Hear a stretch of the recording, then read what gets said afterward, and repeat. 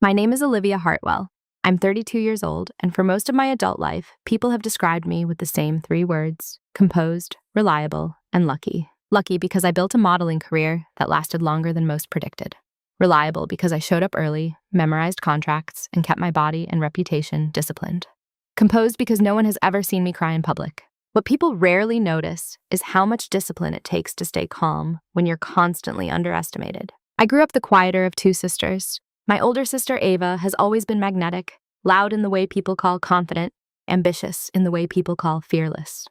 Standing next to her, I learned early that my power would never come from volume. It would come from restraint. By 30, I had secured what most models only dream of: a long-term, multi-million-dollar brand partnership with a wellness company I had courted for years. It wasn't just a contract, it was leverage, stability, ownership. I had negotiated equity, creative input, and long-term royalties. I had positioned myself not just as a face, but as a stakeholder. Then I fell pregnant. And that's where most people think the story becomes simple. But nothing about what happened next was simple, because I didn't plan to fall pregnant. And when I discovered that my birth control had been quietly replaced with sugar pills, replaced by my own sister, I realized something far more dangerous than betrayal had entered my life. It wasn't jealousy, it was a strategy. The moment my pregnancy was confirmed, my sister stepped forward publicly with concern, support, and, almost seamlessly, an offer to temporarily represent me in negotiations while I focused on motherhood. Within weeks, she positioned herself in front of the very brand deal I had spent years building. She framed it as helping, protecting, stabilizing. People applauded her loyalty. They called her selfless. They called me emotional. What they didn't know was that I never screamed. I never exposed her immediately. I never confronted her in a room full of witnesses. I did something else. This isn't a revenge story. It's a story about quiet documentation, about understanding leverage, about realizing that sometimes the most powerful response isn't reaction, it's timing. If you've ever been underestimated by someone who thought they understood you completely, have you ever wondered what it would look like to let them believe that? Just a little longer. Before everything happened, I was the easy one. That's how my family described me at dinners. That's how agents described me in casting rooms. That's how my sister introduced me to people. This is Olivia. She's chill. She doesn't make things complicated. It sounded like a compliment. It wasn't. In our family, that easy meant you absorbed tension, so no one else had to. It meant you didn't argue when plans changed. You didn't compete for attention. You didn't demand explanations. You were grateful. My sister Ava was the opposite. She filled rooms. She negotiated loudly. She challenged people mid-sentence. When she entered a space, it shifted toward her gravity. I learned to survive by becoming steady. At 16, when agencies first showed interest in me, Ava told everyone she had discovered my potential. At 22, when I signed my first major campaign, she celebrated like it was a shared victory. At 28, when I began negotiating my long-term wellness partnership, she offered to look over my contracts, not because she had expertise, but because she liked proximity to opportunity. People assumed I was naive because I smiled often, because I didn't correct them, because I didn't interrupt. What they didn't see was that I read every clause twice, that I highlighted compensation escalators, that I negotiated back-end percentages quietly through email instead of ego-driven meetings. My calm wasn't ignorance, it was a calculation. Still, in the family dynamic, I remained the younger sister who succeeded organically, as if things simply landed in my lap. Ava, meanwhile, was always described as the hustler, the ambitious one, the one who deserved bigger stages. When my wellness brand deal expanded into equity shares, I didn't announce it publicly. I didn't post a celebratory caption. I just updated my portfolio and continued working. Ava noticed. She always noticed, but she framed her observations as praise. "You're so lucky they love you like that," she said once over coffee, tracing the rim of her glass. "You don't even try that hard and things just work." I remember that sentence because it felt small, almost harmless, but it carried an assumption that my success required no strategy. And when people believe your life is effortless, they feel less guilty rearranging it. To my parents, I was stable, the daughter who wouldn't cause trouble. To the brand, I was dependable, low risk, clean reputation. To Ava, I was usable. That word sounds harsh now, but at the time, I wouldn't have said it. I would have said she was protective, involved, interested. Looking back, I see the pattern more clearly. She positioned herself near anything that gave me autonomy, not to celebrate it, but to monitor it. And because I had never publicly resisted her before, because I had never drawn hard boundaries in front of others, she believed I wouldn't start. She believed my silence was softness. She believed pregnancy would make me smaller. The version of me they knew, the easy one, would have stepped aside gently, smiled, said it was temporary, trusted her sister. And for a while, even after the first signs something was wrong, I still played that role. Because when you've been invisible for long enough, you don't immediately recognize the moment someone decides to erase you entirely. The first cut didn't look like sabotage. It looked like concern. I remember the exact afternoon because I was standing barefoot in my kitchen, flipping through swatches for an upcoming campaign extension. The contract renegotiation was scheduled for the following week. We were discussing expanding my equity position. It had taken 3 years of consistent performance metrics, brand alignment, and careful positioning to get to that table. Ava came over unannounced. She brought green juice and a kind of bright, restless energy I'd known my entire life. "You look tired," she said immediately. I laughed. I always look tired when I'm reading contracts. She watched me too closely as I placed my pill organizer back into the bathroom drawer later that evening. At the time, the look registered as idle curiosity. Now I know it was an assessment. The first small cut came 2 weeks later, disguised as a joke. We were at a small dinner with 2 members of my brand's executive team. Nothing formal, just relationship maintenance. Ava had asked to join because she was trying to learn more about strategic partnerships. Halfway through the meal, one of the executives mentioned how impressive my consistency had been. Ava smiled. "Oh, Olivia's always been the disciplined one," she said lightly. "She needs structure. Without it, she'd float away." Everyone laughed. It wasn't insulting on the surface, but it reframed me, not as strategic, as a dependent. The executive nodded thoughtfully. "Well, structure is good in long-term ambassadors." It was subtle, a shift of language, a tiny redirection of perception. I felt it land. I said nothing. Later that night, I mentioned it casually in the car. "You made it sound like I can't function without guidance." Ava waved her hand. "Oh my God, Liv, it was a joke. You're so sensitive lately." Sensitive. That word settled more heavily than it should have. Because she was right about one thing. I was feeling different. Slightly nauseous, slightly off rhythm. My cycle had been strange, but I blamed stress. The pregnancy test I took 3 days later felt almost procedural. I expected reassurance. Instead, 2 pink lines appeared almost immediately. I sat on the edge of my bathtub staring at them, trying to calculate backwards. I had been meticulous, consistent, responsible. When I told Ava first, before anyone else, she didn't look shocked. She looked ready. "Oh my God," she breathed, hugging me tightly. "This changes everything." That sentence, "Are you okay?" Not, "How do you feel?" but "This changes everything." Within 48 hours, she was discussing optics, timing, managing the narrative. "You can't announce before the contract renegotiation," she'd advised. "It'll scare them." I blinked at her. "They're a wellness brand, family-focused. Why would that scare them?" "Because you're the face of vitality, Liv. Pregnancy shifts perception. Investors are conservative." Investors. She was already speaking like a stakeholder. A few days later, I opened my pill organizer again, mostly out of habit, and noticed something I hadn't before. The texture. The pills felt slightly different, chalkier. I stared at them for a long time. I told myself I was being paranoid, that stress can cause irregular cycles. Those bodies change. But something inside me, something quiet and cold, began paying closer attention. I checked the packaging in the trash. It looked identical. I called the pharmacy, confirmed refill dates. Everything appeared normal, on paper. The first cut was not the pregnancy. It was the slow introduction of doubt about my own body, my own awareness, my own stability. And Ava kept positioning herself as the solution. "You don't need to stress about negotiations right now," she said gently. "Let me sit in, just temporarily. You focus on your health." Temporary. That word feels harmless when someone says it with a soft voice. But temporary arrangements have a way of rewriting permanent power structures. I didn't accuse her. I didn't confront her. I didn't even fully trust my suspicion yet. But I began documenting, quietly, because something inside me knew that small cut was not accidental. It was exploratory, and someone was testing how much I would bleed before I noticed. Pregnancy has a way of softening how people speak to you. Not kinder, smaller. Within a week of sharing the news with my immediate family and my agent, I noticed the shift. Conversations that once included me began circling around me. Decisions were phrased as protective measures. My autonomy was gently padded with concern. "You shouldn't stress about legal details right now. Let Ava handle the heavier conversations. Your priority is the baby." No one said I was incapable. They implied it. Ava stepped into rooms I had built. At first, I told myself it was temporary support. She attended a brand call just to observe. Then another. Then she began answering questions directed at me. "She's resting," she'd say, even when I was sitting right beside her. I would open my mouth to clarify, and she would lightly squeeze my knee under the table, a gesture that looked affectionate to outsiders. It was a signal. "Let me." The first time she forwarded an email on my behalf without copying me, I rationalized it. The second time, I told myself she was just being efficient. The third time, I created a private folder in my inbox and began archiving everything. Disrespect rarely announces itself loudly. It builds through repetition. At a family dinner, my mother asked Ava how the negotiations were going. Ava answered in detail. I sat there, sipping water, listening to my own contract discussed as if I were a stakeholder by courtesy, not by ownership.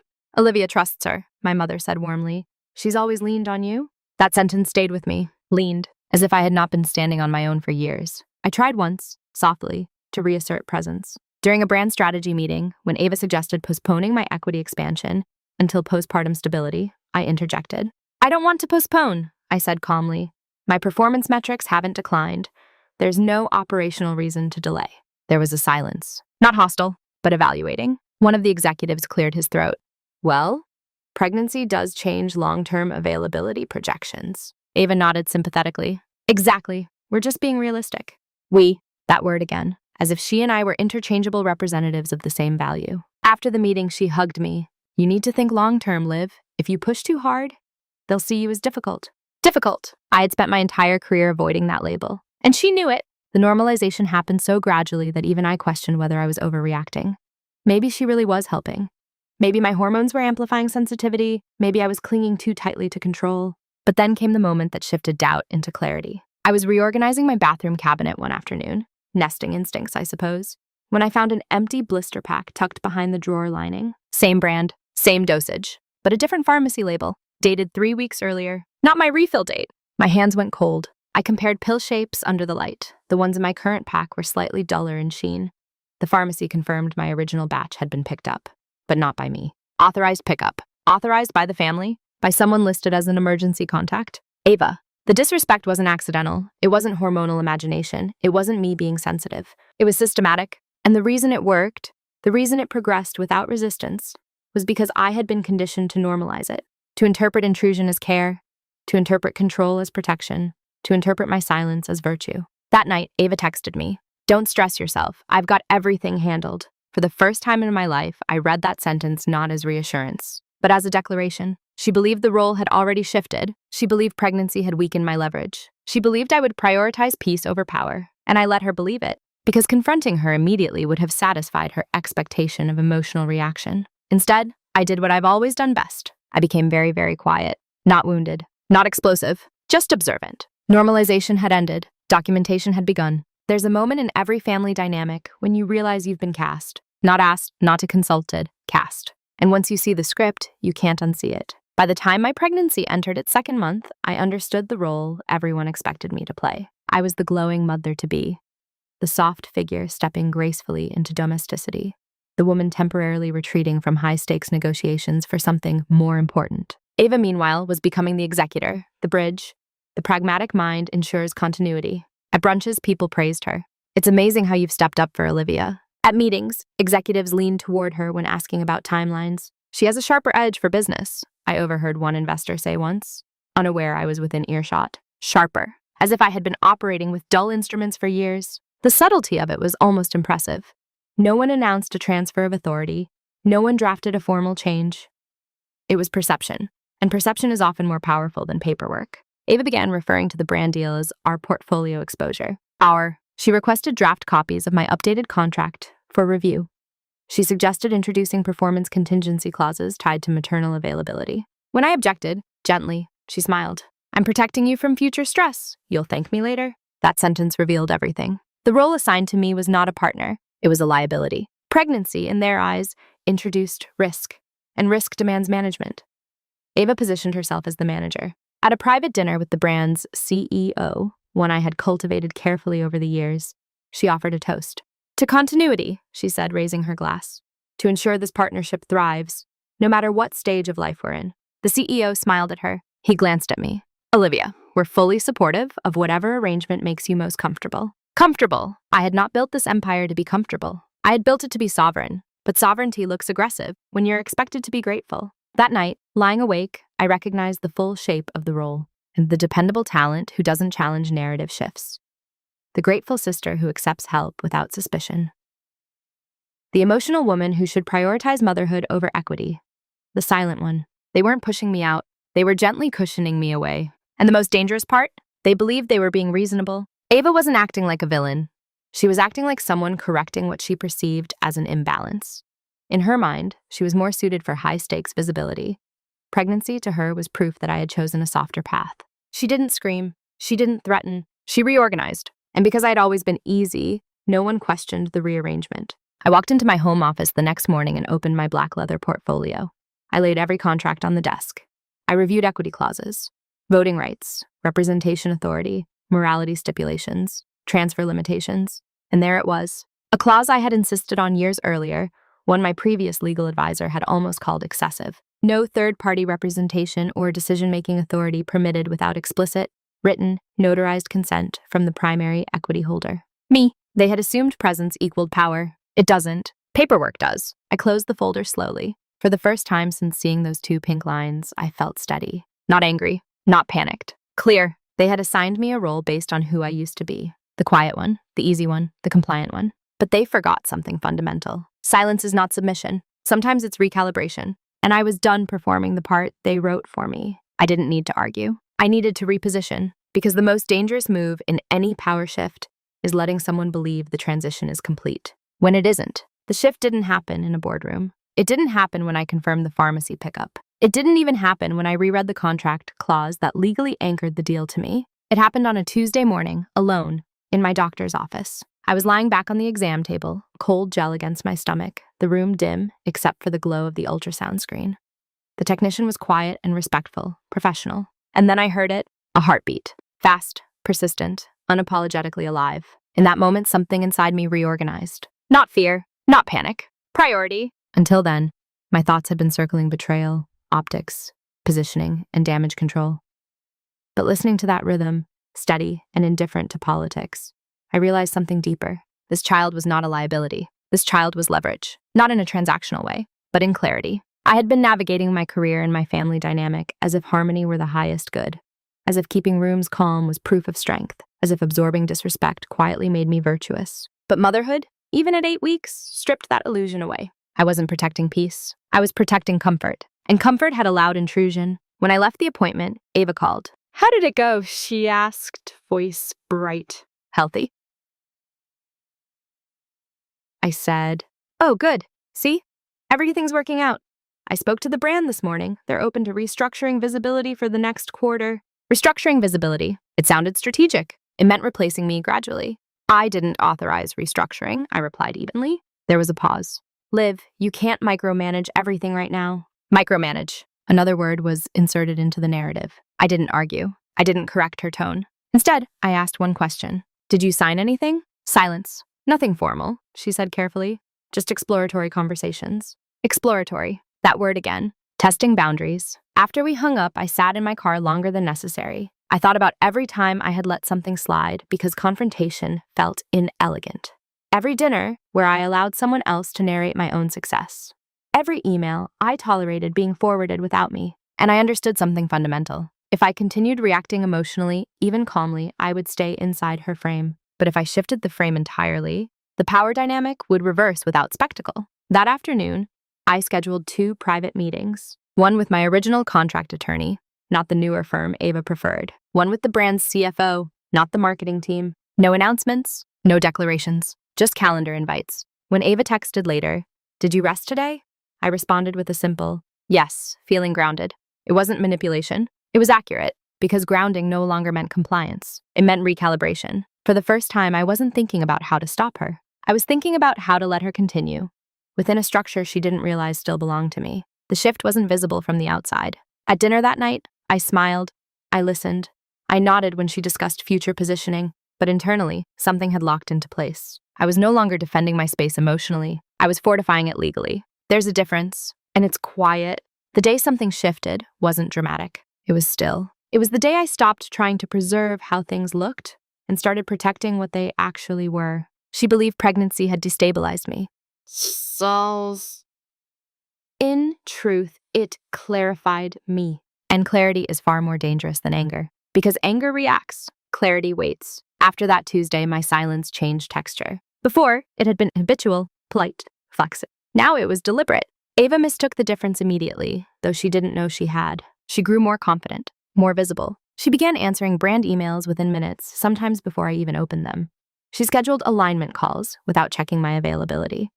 She started using phrases like, "We've decided to pivot," as if consensus had been reached in rooms I had never entered.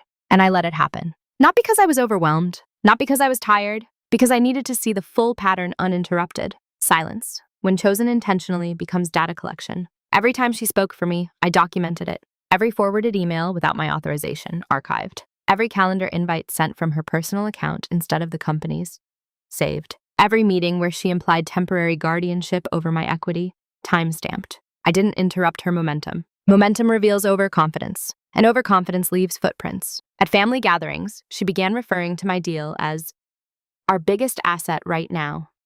My parents nodded proudly, unaware of the legal distinctions. I would smile softly and excuse myself early, citing fatigue. Pregnancy became my camouflage. No one questions a woman who retreats during early pregnancy. No one demands confrontation from someone who appears fragile. They assume fragility equals passivity. One afternoon, Ava came over with a stack of printed proposals. "I have drafted a revised engagement structure," she said, laying them across my dining table. "Just temporary, 6 to 9 months. I'll act as an interim face for investor-facing campaigns. You'll still receive base equity dividends." Base equity? She had reduced my presence to passive income. I skimmed the pages. There it was, cleverly phrased language suggesting operational authority transfer during medical leave. Medical leave. I wasn't on medical leave. I was 8 weeks pregnant and still attending Pilates. "I'll review it," I said calmly. She watched me carefully, searching for resistance. "You don't seem upset," she observed. "I'm not." That unsettled her more than anger would have, because anger confirms threat. Calm suggests calculation. Over the next week, I implemented something small but strategic. I stopped correcting her publicly. In meetings, when she exaggerated her involvement, I didn't contradict. I asked neutral, clarifying questions. "Can you elaborate on how that would work within existing equity restrictions? Which clause would that adjustment reference? Always soft? Always curious?" Executives began looking back at me for confirmation. Not because I demanded it, because she began overreaching. Silence had given her room. The room encouraged expansion. Expansion exposed assumption. Meanwhile, my attorney reviewed everything quietly. He was meticulous, older, and unimpressed by theatrics. "Do you want confrontation?" he asked during our private meeting. "Or containment?" "Containment," I answered with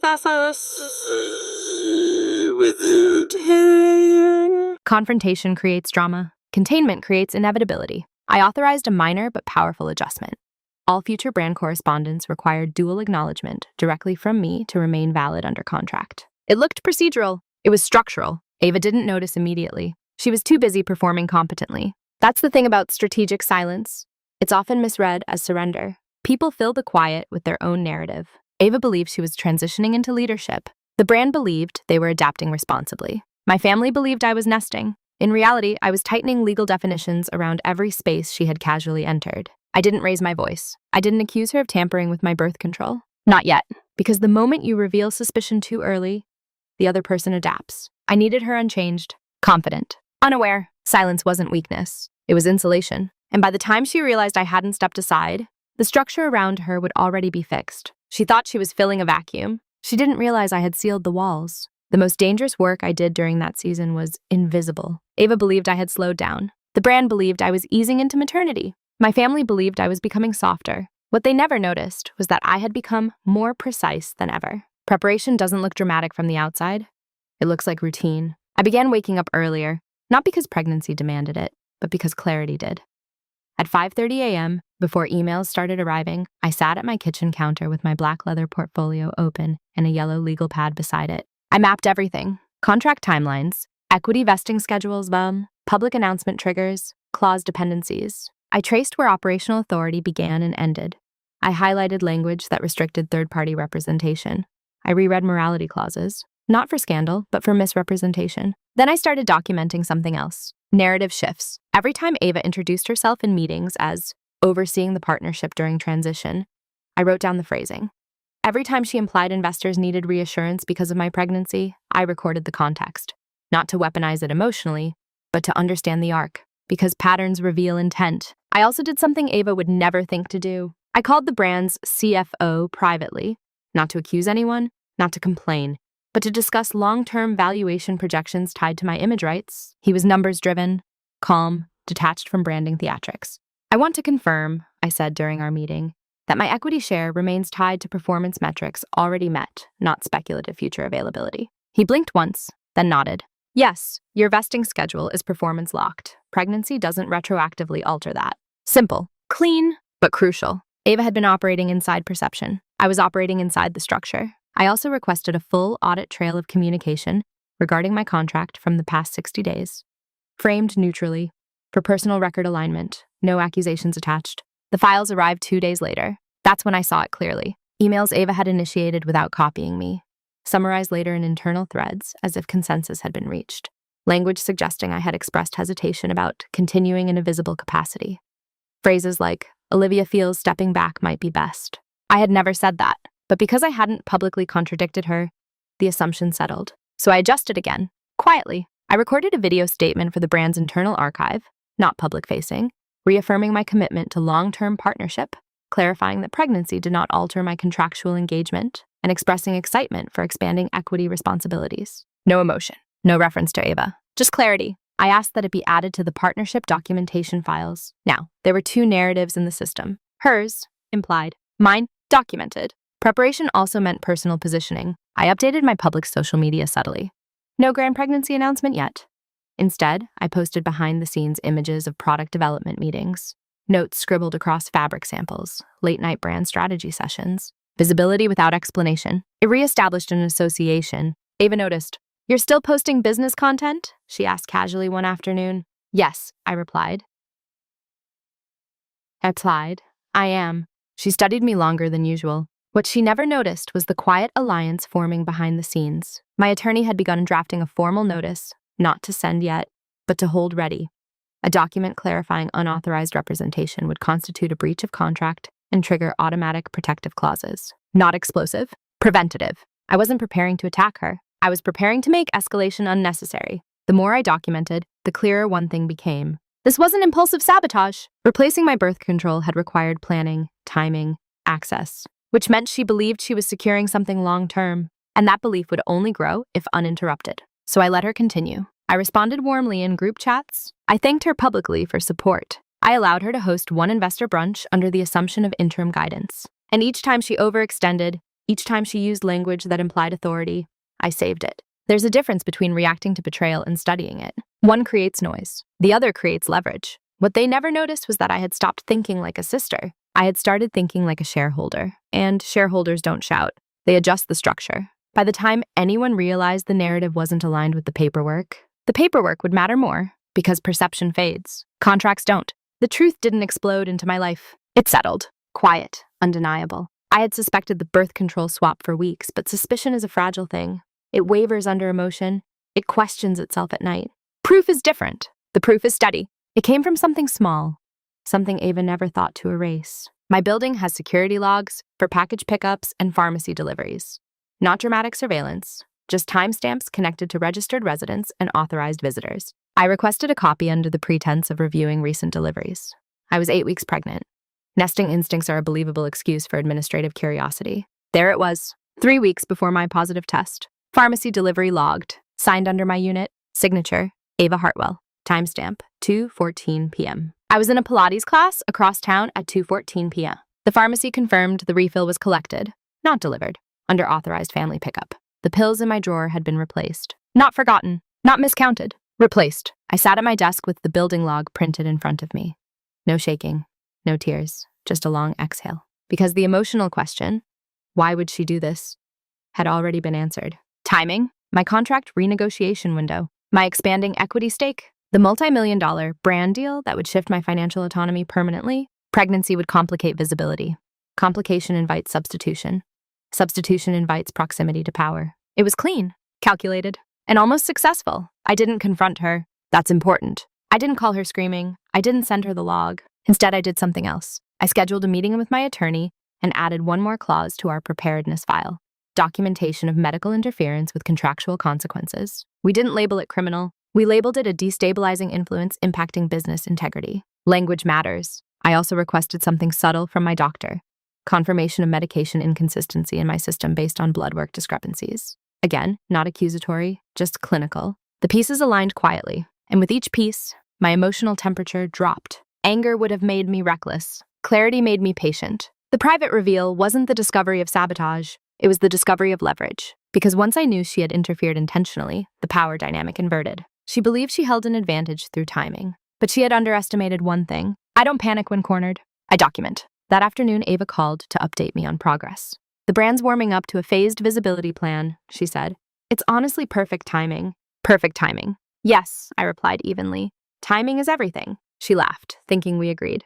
And for the first time since this began, I felt something close to peace. Not because I forgave her, not because I planned revenge, but because I understood the full architecture of what she had attempted. An architecture can be dismantled, not loudly, precisely. I updated my contingency plan. If she continued positioning herself as interim authority, I would trigger formal clarification through the brand's legal department. Not personal accusation, just structural reinforcement. If she escalated further, I would have documented medical inconsistency and unauthorized representation. If she retreated, the structure would remain fortified anyway. There would be no dramatic exposure, only correction. The private reveal did not end our relationship that day. It ended my illusion. I no longer viewed her as impulsive or emotionally jealous. She was strategic, which meant I had to be more so. And the most powerful position in any strategic conflict is knowing something the other person is certain you don't. She believed I was pregnant and distracted. I was pregnant and precise. The difference would define everything that followed.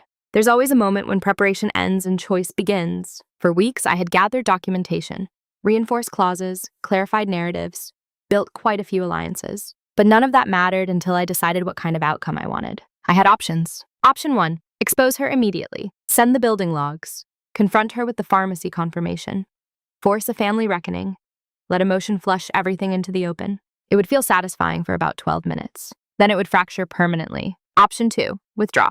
Publicly announce my pregnancy, step back voluntarily, preserve peace, allow her to occupy the deal temporarily, trusting the paperwork to protect me long term. It would look graceful, but it would validate her assumption that pressure works. Option 3, irreversible structural correction. No emotional confrontation, no public humiliation, just formal enforcement of boundaries in a way that made her reposition impossible. I sat with that third option for a long time. Irreversible doesn't mean dramatic. It means once it's done, the dynamic cannot return to its previous casual state. I met with my attorney again. If I activate representation enforcement now, I asked, and what happens then? He folded his hands calmly.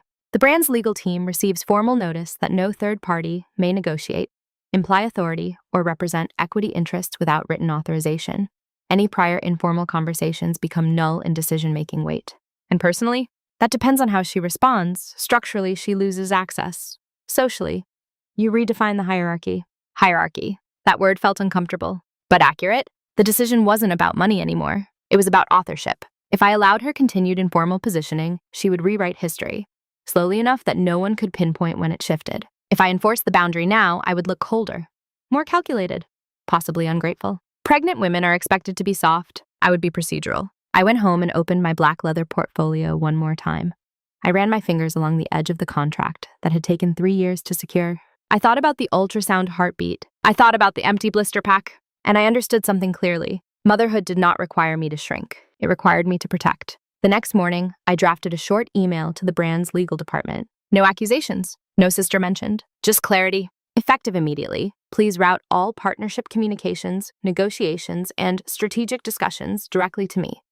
As the primary equity holder, I have not authorized third-party representation. Kindly confirm acknowledgement to ensure alignment. 3 sentences. That was it. My attorney attached a formal notice reinforcing the clause. I didn't tell Ava. That was part of the decision. Because if I warned her, she would adjust her narrative in advance. By lunchtime, the CFO responded. Confirmed. All future communications will be directed exclusively to you unless written authorization is provided. Clean, official, irreversible. The shift happened quietly inside the system before it happened socially. By mid-afternoon, Ava called me. Her tone was different, measured. Did you send something to legal? Yes, I said. A pause. You could have talked to me first. I am talking to you now. It wasn't sharp. It wasn't emotional. It was calm enough to unsettle. You don't trust me? She it. There it was. The emotional pivot. Trust. As if this were about feelings. I trust contracts, I replied quietly. They protect everyone. Silence stretched between us. The decision point wasn't explosive. It was clarifying. I had chosen structure over spectacle, boundary over accusation, irreversible enforcement over dramatic exposure. From that moment forward, she could no longer casually occupy my space. Any attempt would require visible overreach, and visible overreach is easy to correct. I ended the call politely. Then I closed my laptop. The hierarchy had been redefined, not through shouting, not through revenge, but through documentation. Some decisions feel heavy. This one felt steady, because once you choose to protect your position formally, there is no going back to informal manipulation. And she knew it. After the formal notice went out, nothing exploded. There were no dramatic emails, no frantic apologies, no confrontations in my kitchen. On the surface, everything remained intact. But beneath it, the structure had shifted permanently. The brand's communication pattern changed first. Calendar invites began arriving addressed directly to me, not Olivia and Ava. Financial summaries came with my name alone in the approval line. Strategy decks were sent to my inbox before anyone else's. Ava was still copied occasionally, politely, but never positioned as lead. I didn't mention it. Neither did she. Silence became choreography. At the next virtual meeting, something subtle happened. When Ava began answering a question about Q4 projections, the CFO interrupted gently. Let's hear Olivia's direction on that. Direction, not opinion. Direction. I spoke calmly, briefly, clearly. I referenced clauses and performance benchmarks without sounding defensive. I didn't look at Ava on screen. I didn't need to. The shift was visible. After the call ended, she texted me. That was unnecessary. I didn't ask what she meant. Instead, I continued moving. I authorized a minor but powerful adjustment to the equity agreement. Any future expansion of the brand partnership would require a reaffirmation of the original stakeholder structure before approval. In simple terms, growth would strengthen my position, not dilute it. I also did something that surprised even my attorney. I scheduled a professional photo shoot, not a pregnancy announcement, not a lifestyle pivot, a campaign concept project. One centered on strength during transition. Wellness is not about aesthetic perfection, but about resilience. I presented it directly to the CEO. This isn't about stepping back, I explained evenly. It's about expanding narrative. He listened carefully. Numbers people appreciate stability. Brand leaders appreciate foresight. Pregnancy, reframed strategically, wasn't a risk. It was evolution. The proposal was approved in principle within a week. Ava found out through the internal circulation memo. Her reaction wasn't explosive. It was restrained, which told me she understood the ground had shifted. You're accelerating visibility? She asked over coffee, voice controlled. I'm adapting, I replied. She studied me carefully. You're different. Yes. No elaboration? The most powerful part of moving in silence is resisting the urge to narrate your own transformation. Let them observe it. Let them calculate around it. I also made one final structural move. I removed her emergency authorization status from my pharmacy and medical records. No announcement, no accusation. Just paperwork. Containment doesn't require revenge. It requires closing access points. At home, I reorganized my office.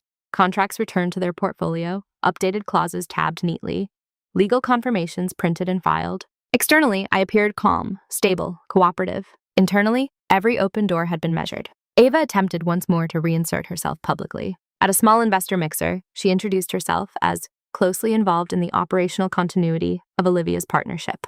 I smiled gently and responded before anyone else could. Ava's been supportive personally, I said. Operationally, the team and I have everything structured. It wasn't sharp. It was clarifying. The investors nodded. Language matters. The consequences hadn't fully surfaced yet. But they were forming, because when someone has built their positioning on assumed authority, and that authority quietly disappears, the loss doesn't happen all at once. It reveals itself in missed emails, in unreturned calls, in rooms that no longer open automatically. I didn't chase her out. I simply stopped holding the door. And that difference is everything. She believed this was about control. It wasn't. It was about ownership. And ownership doesn't shout. It signs. It files. It confirms. By the time she fully understood what had happened, the system no longer responded to her presence. Not because I attacked her, but because I corrected the architecture. Quietly, completely. Consequences rarely announce themselves with sirens. They arrive as absences. The first absence was subtle. Ava stopped receiving direct replies from the brand's executive team. Emails she initiated were redirected, politely, back to me. Calendar invites she proposed were answered with, please coordinate with Olivia directly. She tried to laugh it off at first. They're being overly procedural, she told our parents one Sunday afternoon. Legal departments get paranoid. But paranoia implies imagination. This was policy. I didn't correct her in front of them. I didn't need to, because the second absence came quickly. An investor luncheon she had been planning quietly was postponed, then rescheduled without her name attached. I received the revised invitation directly from the CEO. No commentary, just logistics. At the event, I arrived alone. People noticed, not dramatically, but perceptibly. One of the investors greeted me with a firm handshake. Good to see you leading this phase personally, he said. Leading. Ava had positioned herself as a transitional authority, Now the transition had bypassed her. She attempted one final insertion during that period. She forwarded a proposal draft to the marketing team, suggesting slight modifications to the new campaign concept to align with Olivia's evolving availability. The response was brief. Thanks, Ava. We'll confirm adjustments directly with Olivia. That was the moment I saw it register on her face. Not anger, recognition. The system no longer recognized her as a decision maker. And when someone builds their identity around proximity to power, removal feels like erasure. At home, the tone shifted. She became quieter around me, less confident in suggestions, more watchful. One evening, she came over unannounced again, a habit she hadn't broken yet. You've been formal, she said carefully, standing in my living room. I've been structured, I replied. She crossed her arms slightly, not defensive but contained. You're acting like I was trying to take something from you. I held her gaze evenly. Were you? Silence filled the room. Not explosive, just thick. You're pregnant, she said finally. Things change. Yes, I agreed. What she hadn't anticipated was that change didn't weaken my position. It clarified it. The consequences continued to surface in small, cumulative ways. She was no longer CC'd automatically. She was no longer invited to preliminary planning calls. Her suggestions required validation rather than assumption. Access narrowed. And access is influence. Our parents sensed tension but didn't understand it. They interpreted it as sibling adjustment. They believed we were recalibrating roles naturally. They weren't entirely wrong, but recalibration implies mutual agreement. This was a correction. I never exposed the pharmacy log. I never revealed the medication discrepancy. I didn't need to, because structural consequence is more enduring than emotional exposure. One afternoon, she asked me directly, "Do you think I overstepped?" It was the closest she had come to acknowledgement. Yes, I said calmly. She waited for more. I didn't offer it, because the consequences were not designed to punish her. They were designed to prevent repetition. By the end of that quarter, the brand publicly reaffirmed my long-term partnership, including equity expansion tied to the new campaign concept. The press release used deliberate language. Olivia Hartwell continues to lead the strategic evolution of the brand. Lead, strategic, evolution, words she had once tried to reassign. When the article went live, Ava texted me only 3 words. Congratulations. Proud of you. There was no bitterness in her message, but there was distance, because she understood now. This wasn't about hormones. It wasn't about sensitivity. It wasn't about pregnancy limiting capacity. It was about ownership being formally reestablished. And once ownership is reinforced in writing, it's very difficult to casually displace it again. The consequences had begun. Not loudly, not cruelly, but definitely. And she felt them, even if she didn't yet admit why. The panic didn't come as yelling. It came as acceleration. Ava began moving faster, calling more frequently, suggesting joint appearances, offering new collaborative ideas for the campaign. She had once tried to restructure around herself. When access narrows, some people retreat. Others scramble. She scrambled? I've been thinking, she said one evening, sitting across from me at my dining table, the same table where she had once spread out interim authority proposals. Maybe we formalize our partnership, like a sisters in business narrative. It could be powerful. Powerful. I studied her calmly. What would that look like? I asked. Her relief was visible. She mistook curiosity for openness. We position you as founder energy. I handle operations, equal visibility, equal stake moving forward. Equal stake. The word was almost impressive in its boldness. You don't currently hold a stake, I said gently. She flinched. Not visibly to anyone else, but I saw it. I mean, moving forward. There it was. The realization. Her previous positioning hadn't stuck. The brand had recentered me. The equity expansion has been finalized. The structural notices had closed informal entry points. She wasn't correcting momentum anymore. She was reacting to loss. And loss feels loud when it's quiet. Over the next week, she tried subtle repairs. She told our parents I had always been the brains behind the deal. She reposted the brand's press release with a long caption about my leadership. She began speaking about my pregnancy as a strength rather than a complication. Narrative correction. But it was too late, because the system had already recalibrated. The brand's internal processes now required written authorization for any third-party representation, permanently logged. My legal team had embedded additional language in the equity expansion that prevented dilution without my signature. Access wasn't just reduced, it was sealed. She sensed it fully one afternoon when she reached out to the CFO directly, perhaps hoping to reestablish familiarity. He responded courteously, "Thanks, Ava. For compliance reasons, all strategic communication must go through Olivia." Compliance, a word colder than rejection. That was the moment she came to my apartment without calling. She stood in my living room, hands loosely clasped, not confrontational, but unsettled. "You changed everything without telling me." "I clarified everything," I replied. Her voice tightened slightly. "You made me look like I was overreaching." I held her gaze. You were. The truth didn't need volume. It needed stillness. For a second, I thought she might finally acknowledge the larger betrayal. The pills, the timing, the orchestration. Instead, she chose the safer grievance. You froze me out. No, I said quietly. I formalized boundaries. There's a difference. One is emotional. The other is structural. She exhaled slowly, eyes scanning the room as if searching for a previous version of me. I was trying to help, she said finally. Maybe she believed that. Maybe in her mind she had convinced herself that pregnancy destabilized my competence and required her intervention. Intent becomes irrelevant when impact is calculated. I didn't mention the pharmacy log. I didn't mention the medical confirmation. Because exposing it now would shift the focus to crime and betrayal, and I no longer needed that focus. Her influence had already dissolved. The partnership was secured. My equity expanded. My public narrative reframed on my own terms. Too late to fix it doesn't mean too late to reconcile emotionally. It means too late to re-enter structurally. She understood that, because after that afternoon, she stopped proposing joint ventures, stopped suggesting operational roles, stopped calling daily. Distance settled in, not explosive, not hostile, just factual. The hierarchy she once assumed was fluid had solidified. And once structure replaces assumption, repair requires humility, not a strategy. I wasn't waiting for an apology. I was observing whether awareness would arrive. Because sometimes the final consequence isn't loss of money, it's a loss of access. And access, once revoked properly, doesn't reopen through persuasion. It reopens through accountability. And she hadn't reached that door yet. The confrontation happened 3 months later. Not because I demanded it, because silence had stretched long enough to become its own tension. I was visibly pregnant by then. The new campaign had launched. Strong, steady, reframed around resilience instead of retreat.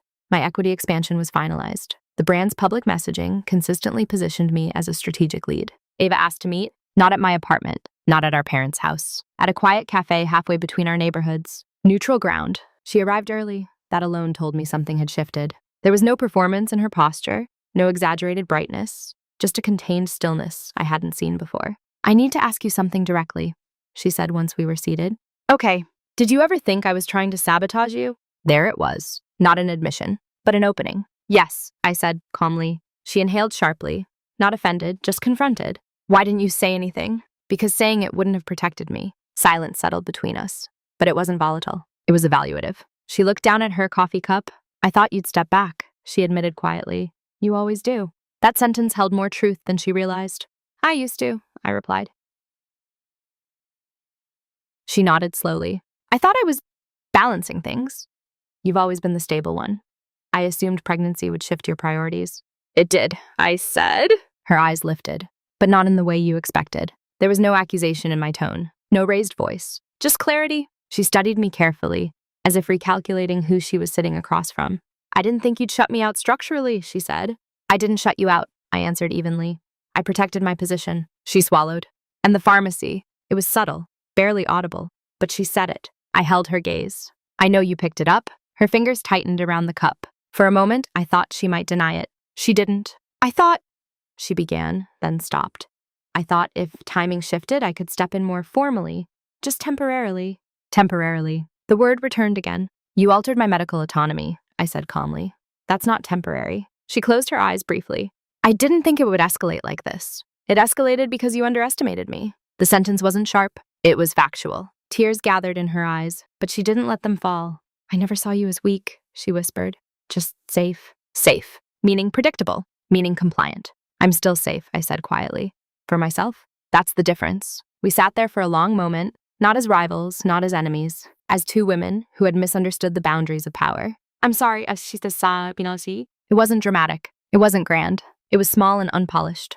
I know, I replied. Forgiveness isn't forgetting. It's choosing not to weaponize the truth further. I didn't expose her publicly. I didn't sever the relationship, but something had permanently recalibrated. She would never again assume proximity to my life equaled authority over it. And I would never again confuse silence with virtue. We finished our coffee. No hugs. No theatrical reconciliation. Just acknowledgement. Confrontation without heat is powerful because it leaves no debris. No one stormed out. No one shouted. But the hierarchy was clear. Not dominance. Not humiliation. Definition. And once defined calmly, it rarely blurs again. I used to think strength was endurance. Staying calm.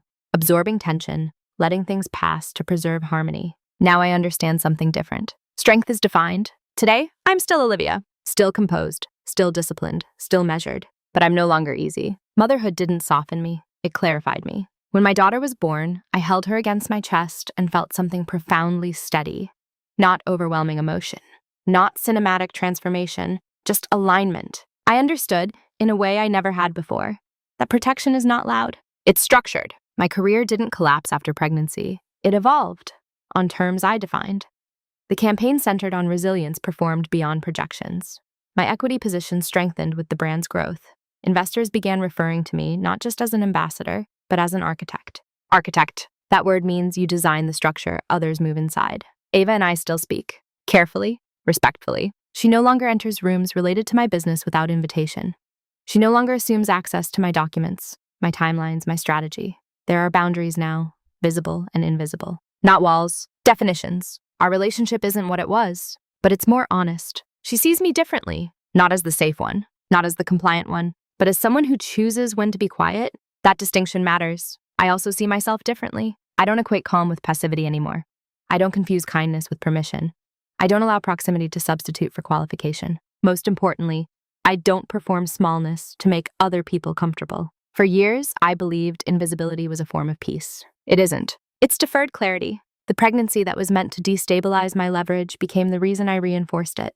The betrayal that was meant to redirect my future became the catalyst that defined it. And I didn't win by exposing her. I didn't win by humiliating her. I won by refusing to abandon authorship. There's a quiet dominance in that. Not control over others, but control over access. Access to your work, access to your narrative, access to your body. Those things are not communal by default. They are earned. When I look at my daughter now, I don't think about what was almost taken from me. I think about what was fortified. She will grow up watching a mother who's gentle, but not pliable, supportive, but not surrendering, calm, but not silent when structure is required. And maybe that's the real shift. I'm no longer trying to be the version of myself that keeps the room comfortable. I'm the version that keeps the foundation intact. No bitterness, no public spectacle, just clarity. Because once you understand that your silence is a tool, not a trait, you stop giving it away for free. If you've stayed with me this long, you might be expecting a final twist, a dramatic exposure, a legal downfall, a complete severing of family ties. But real power rarely ends in spectacle. It ends in stability. My sister tried to redirect my life at a moment when she believed I was most vulnerable. She replaced something as intimate as my birth control because she thought timing would weaken my leverage. She positioned herself to inherit a multi-million-dollar brand deal I had built quietly for years. And she almost succeeded, not because she was louder, but because I had been too comfortable being underestimated. The lesson wasn't that betrayal exists. We all know it does. The lesson was this. If you don't define your boundaries formally, someone else will define them informally. And informal definitions can slowly erase you. I didn't respond with revenge. I responded with structure. I didn't humiliate her publicly. I reinforced my position privately. I didn't scream when I found proof. I documented, clarified, and closed access points. That's quite dominant. It's not about crushing someone. It's about ensuring that no one can casually rewrite your authorship again. Pregnancy didn't make me weaker. It made me precise. Motherhood didn't shrink my ambition. It sharpened my protection instinct. And betrayal didn't break me. It showed me where I had left doors unlocked. Today, my career stands stronger than it did before. My relationship with my sister exists within defined boundaries, and my daughter will grow up understanding something I learned later than I should have. Calm does not mean compliant. Kind does not mean accessible. Silent does not mean unaware. Sometimes the most powerful move you can make is letting someone believe they've outmaneuvered you, while you're quietly reinforcing the ground beneath your feet. So I'll leave you with this. Have you ever mistaken your own silence for peace when it was actually permission? And if you've lived through something similar, what boundary did you wish you had defined sooner?